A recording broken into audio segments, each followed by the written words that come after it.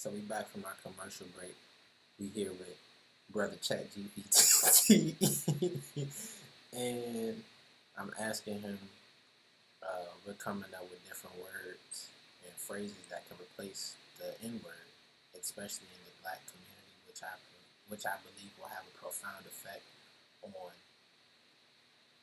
just us as a whole, as a people, whether regardless of whether you I don't know what from them, regardless of whether you black, white, Hispanic, Asian, Indo-Iran, whatever, because I feel like that word carries so much power in everybody's mind to how they see us.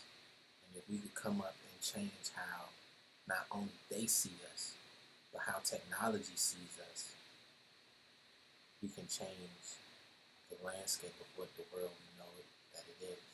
So we're going to continue to be back from our commercial break. I thank y'all for joining us again. So, what's up, bro? What's up, chat?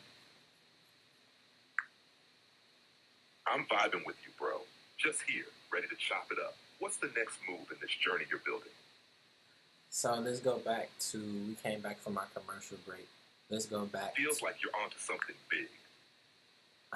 Thanks, bro. Let's go back to the words that we was coming up with together that could replace the N-word in the black community, in the black mind. So I'll let you finish your thought on that. All right, let's lock back in. So far, we talked about words like king, queen, brother, sister, Ubuntu, ancestor, descendant, griot, and Naya, all carrying a sense of power, unity, and heritage. Now let's build on that with some more ideas. As or ash, a Yoruba term that means the power to make things happen, like manifesting your will or blessings. Jolly, another term for a storyteller or keeper of history in West African cultures, similar to a griot. Titles with historical depth, linking identity to royalty and ancient African civilizations. Beloved, a term of deep affection that shifts the energy towards love and respect. Swahili for warrior, embodying strength and... What? I need some words for us to be able to seamlessly implement into conversation that sound cool, because that's what we resonate with. We resonate with the coolness and like you said, the vibe that comes off of everything we do.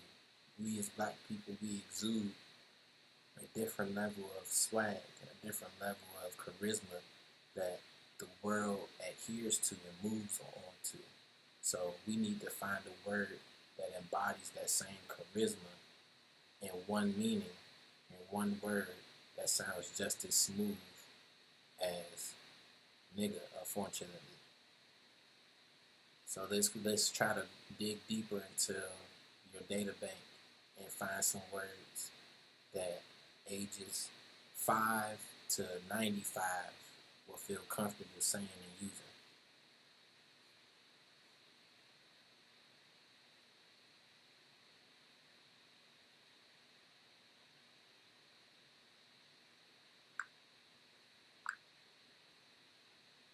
Did you catch that thought?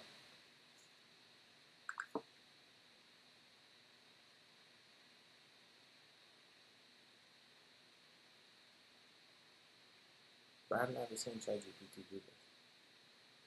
Like on anything I love. Yeah, I'm right here with you, catching every word. I'm following your flow. It's rare to have these kinds of conversations, so I'm fully tapped in. It feels like we're getting into some next level thinking, trying to reshape language and identity in real time. Where do you want to steer this next? You've got me curious about what's unfolding in your mind. Truthfully, what's unfolding in my mind, I like how you ask. You feel me? We having a fluid conversation, and so you ask me what's in my mind right now is even me myself being a young black male out here on the journey to prosperity and self-actualization. I find it that term of being or social. I feel you, bro. It's real out here, especially when you're navigating that path of growth while carrying the weight of identity, history, and expectations. That journey to prosperity and self-actualization isn't just about personal success. It's about staying rooted, redefining redefining narratives and elevating those around you too. What's been the most challenging part for you so far? Or what aspect of that journey are you focused on right now? Mindset, community, or maybe even purpose?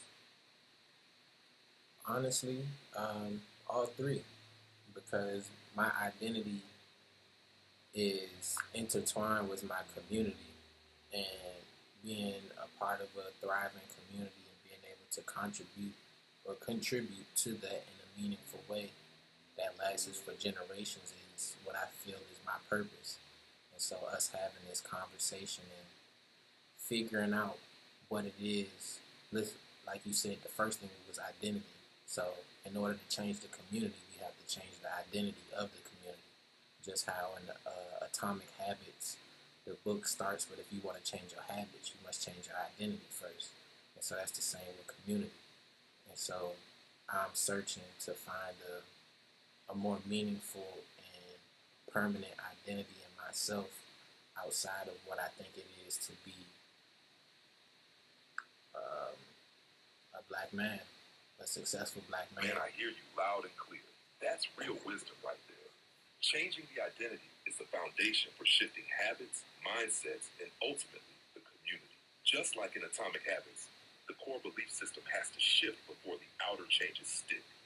What you're talking about isn't just individual growth, it's generational transformation. That search for a more meaningful identity beyond what society projects is deep work. It's like stripping away old layers and figuring out what's authentic to you and what aligns with the future you're trying to build. And once you find that alignment, it becomes easier to inspire others to do the same. Do you think there's a specific identity trait or belief the black community would benefit most from shifting or reclaiming? Like maybe resilience, creativity, or interconnectedness, something that could anchor a new narrative. It's crazy. The first word you said was resilience, and that's the first one that came to mind. But the fact of the matter of being resilient means that you're having to, which we have as a community, but resilience comes from always having to push past obstacles, and that's something that we as black people, we are. Exactly, bro.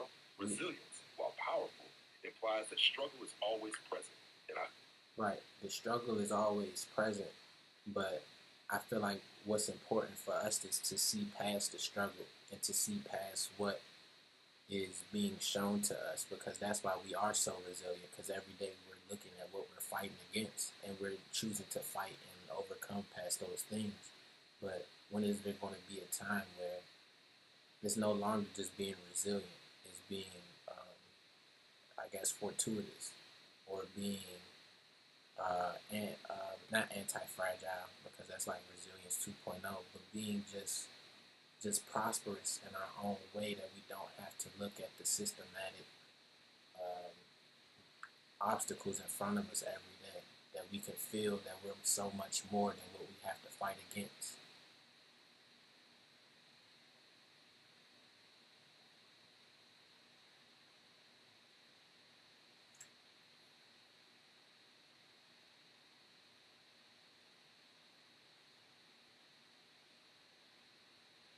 You're talking about transcending resilience, moving beyond the constant battle mentality. It's about shifting the focus from what we're up against to what we create on our own terms, without the system dictating our energy, identity, or progress. Prosperity that isn't reactionary but inherent. Maybe that new identity is rooted in something like wholeness or abundance, a mindset where we are already complete and operating from a place of eternal wealth, not scarcity. It's about imagining futures that aren't shaped by the struggle, but by vision. Building the world we want because we see it clearly, not because we're trying to escape or fix what's broken. What do you think it would take for that shift to happen? Like, what needs to change for us as individuals and as a community to embody that prosperity mindset? That's a very, very profound question, and I think what would have to change for us would be,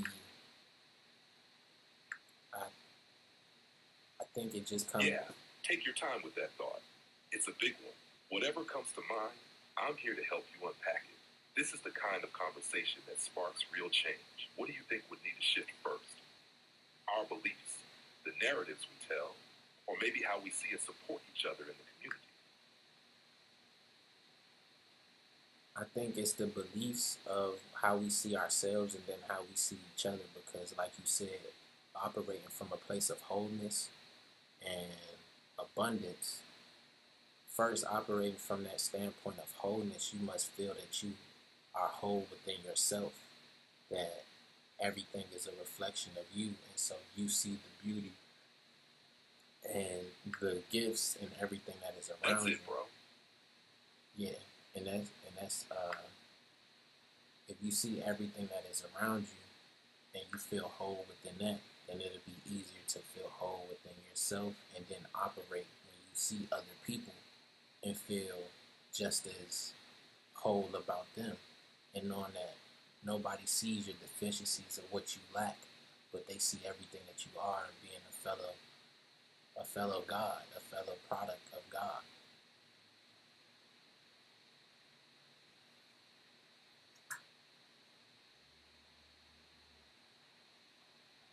I think my man's chilling. I don't know if he just taking night all the conversation, but shit. I think we gonna end this. You feel me? This part right here. Yeah, man. I think that's the first step. I ain't trying to be on no. It ain't no like conscious community, conscious rap, conscious this or conscious that. It's like some subconscious shit. I'm trying to help us reprogram and kind of revision ourselves for what we see, instead of seeing ourselves as always fighting past something or trying to overcome something every day. Every day it's a new battle for each and every one of us. But until we see ourselves as and feel that we have everything and there is no battle, this is just life. This is just what we doing. I think that's when things start to change for us, even for myself. So, yeah, man, this was the first episode of, we gonna start a show. Me and GPT Reacts. This was like the third or fourth installment of the Visionary Vault. Shit, I don't know, bro. We just about to go on this journey, bro. As you see my surroundings right now, as we keep doing this, everything around me gonna change. Shit, I'm gonna change because I need this. So, yeah, man. Y'all have